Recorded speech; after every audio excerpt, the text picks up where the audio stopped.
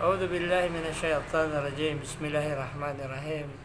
الحمد لله والصلاة والسلام على رسول الله وعلى آله وصحبه أجمعين. أشهد أن لا إله إلا الله وحده لا شريك له وأشهد أن محمدا عبده ورسوله.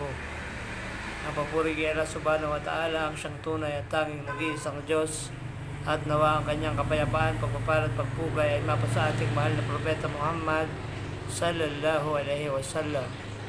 Ako'y sumasaksi na walang Diyos sa karapat dapat sambahin maliban si Allah subhanahu wa ta'ala, at ako rin ay sumasaksi na si Muhammad, sumakanya nawa ang kapayapaan, ay kanyang propeta at huling sugo. An Abi Hurairah radhiyallahu anhu an Rasulullah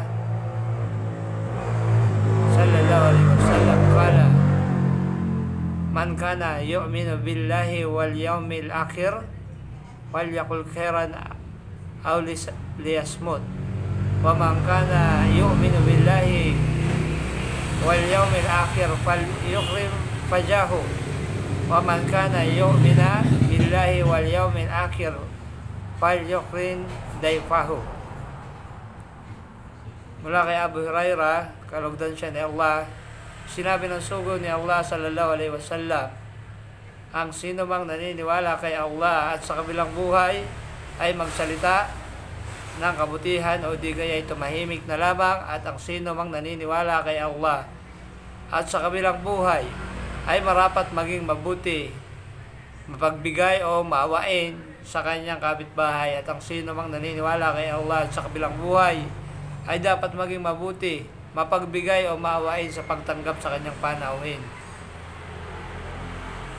Ang paniniwala kay Allah subhanahu wa ta'ala at sa araw ng paghuhukom ay siyang ugat o saligan ng lahat ng kabutihan.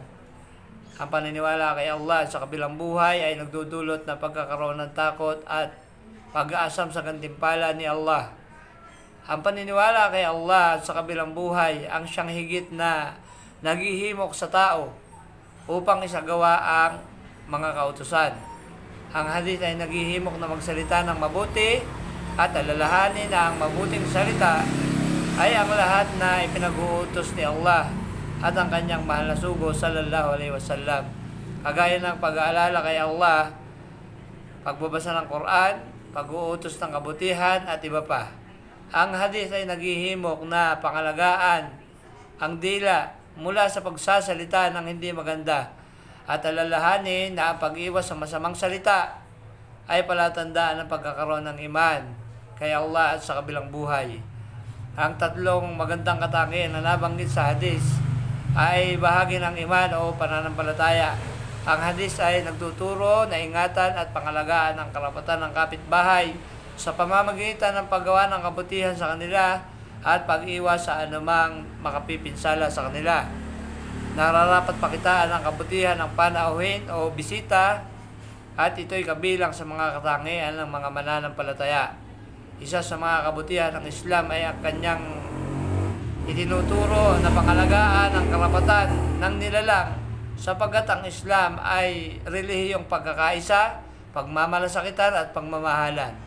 Ang hadis ay naghihimok na pangalagaan at pangingatan ng dila mula sa pagsasalita ng masama, at gayon din na ang hadith ay isang saligan na nagpapakita na ang Islam ay relihiyong nag-uutos na magandang pag-uugali at naghihimok na magpakita ng kabutihan sa ibang tao.